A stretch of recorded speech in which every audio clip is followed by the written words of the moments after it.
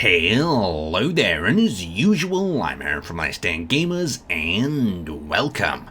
So today we take a look at another amazing creation from the Steam Workshop. Now, this is the Lancea, oh, I'm probably pronouncing it wrong and it's dead simple to pronounce, but it's basically an experimental railgun. This one is produced by Hangar. We've seen some of his designs in the past, so if this one stands up to the previous ones, it's going to be pretty damn impressive. Let's have a look over the exterior, then we'll pop inside. So first off, we've got these two sort of cells on either side. Right at the front, we've got a bit of detailing inside going on here with an antenna, some of these round orbs we've seen on a lot of ships, and we've got some thrusters housed in there. Now, a little tip to newer players as well is the thrust cone actually comes directly from the center. So if you want to protect your thrusters, you can build armor around them as long as they don't directly block that block in front of where the thrust is coming out of. So a really cool tactic to keeping protection on them thrusters. Now, as we work our way down into the center, notice this really cool sort of rail-like structure. And of course, on a realistic railgun, these would build up the energy within the warhead or whatnot, and it would send it out at a tremendous amount of speed. And you can see what they've actually built here is like the coils themselves. You can see they've built this golden type material, very cool indeed. And inside here we have the gravity drives themselves that are propelling the weapon towards the target. Well, let's have a look on the outside of these cones. So you can see on the top here we've got some more vented hydrogen thrusters, and since this is a hydrogen based design, we're going to have a lot of maneuverability. But that being said, the turret layout is very sparse, and that says to me that this ship isn't really going to be a frontline brawler. It's designed to be a sniper, and you'd kind of expect that with a railgun. So as the body of the ship actually extends out here, we've got these really nice detailed segments. We've got the black on the inside, and we've got the carbon fiber metal on the out. So it's just a really nice contrast, and since Keen have allowed us to have these sort of new textured blocks, players can really go to town and create a really nice detailed looking ship. Talking about that, you can see we've got these sort of connectors or fuel storage cells on top here that have been painted green. Really nice detailing aspect, but of course don't add anything to the actual weapon itself.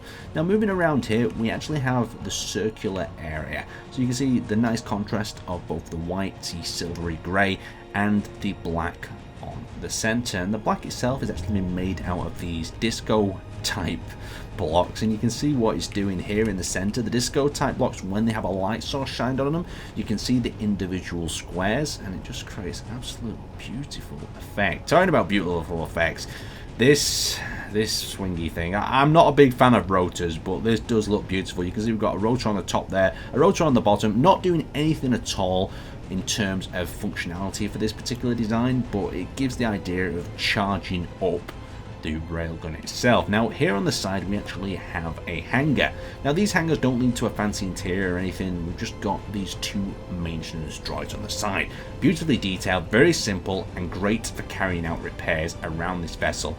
As maybe you're in combat or you've got another situation you need a quick maintenance job doing, you can see that they're totally designed for space. You've got the cargo containers on either side and just a quick dispatch hangar straight out the side and straight to the job site. I really like the idea of them. More ships should come fitted with repair drones like that. So we've got the bridge that towers over the central railgun itself.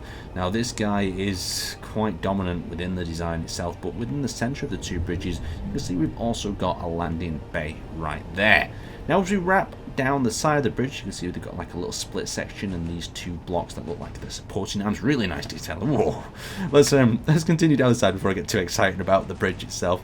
We've got ourselves the side thruster pods, and something that a lot of you guys can do to add more detail is add some lighting within the design itself. You can see that this orange light within this thruster housing creates this really nice glow. We've got some more storage tanks around the back, and then we've got the main thruster housing. Just look that sort of thruster view. We should do like a thruster view snapshot each episode, but you can see we've got the thrusters up at the top and the bottom, protected by a little bit of a cone, and more ambient lighting added. Like I said before, we've got this little docking bay, and it leads up a flight of stairs to the bridge itself. And this is where my character comes into it. So we enter through the automatic airlock, that's absolutely lovely, and we head up to the bridge itself. Now behind us on each of the wings, we've got the crew quarters down that section, and we have the med bay in this section. So you can see we've got med bay, a bit of storage, we've got the items there. It doesn't lead any further around the ship. The rest of the ship's filled with thrusters and other components to make this thing work. So you can see as the bridge wraps around, we've got these little sort of briefing areas, and the view kind of reminds me of the Pine Leaf, if you ever remember it from the INIC fleet we built years ago. But you continue around to this side, we've got the crew quarters down here. So I'll do a quick dip into there. You can see we've got some seating areas, and then we've just got some materials. We can grab our suits, grab our extra weaponry. We've got a little storage area and sleeping area there in the crew quarters as well. So the first thing we're going to test out is the maneuverability. Then we're going to attempt to fire up the weapon system.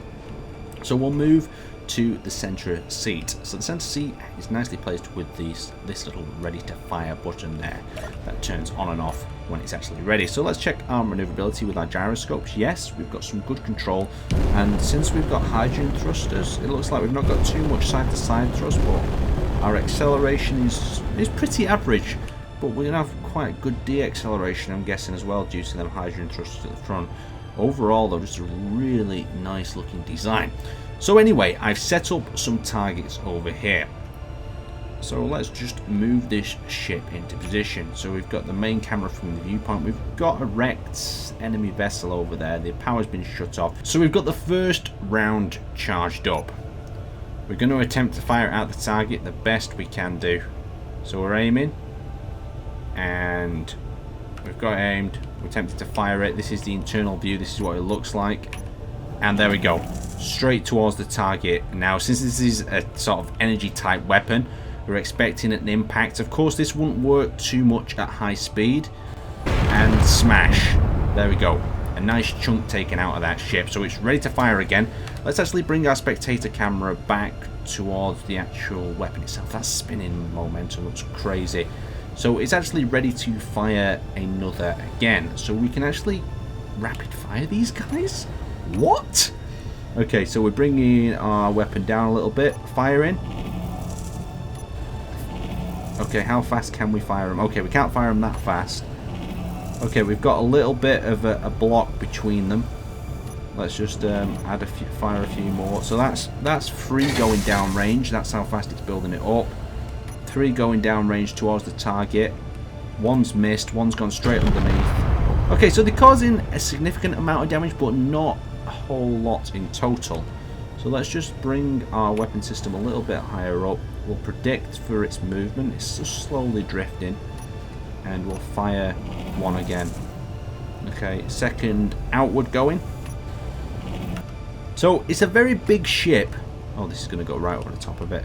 It's a little bit harder to aim than I thought. Yeah, we've got 2 going over the top there. Let's try to aim a little bit further down. It's a very big ship for a very small sort of projectile.